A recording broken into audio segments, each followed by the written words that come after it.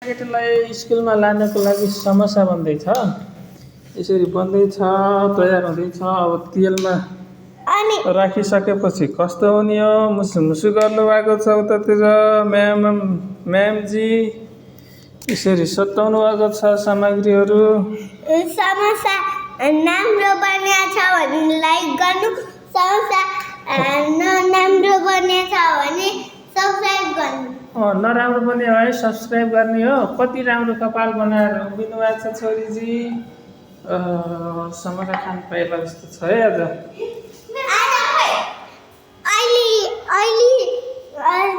म भन्छु के देखाइदिन्छु, फोनमा देखाइदिनु। समोसा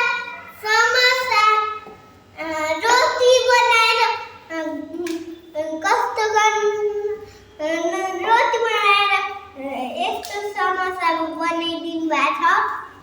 तिमीलाई समोसा मिठो लाग्छ? समोसा पिरो हुन्छ। पिरो हुन्छ?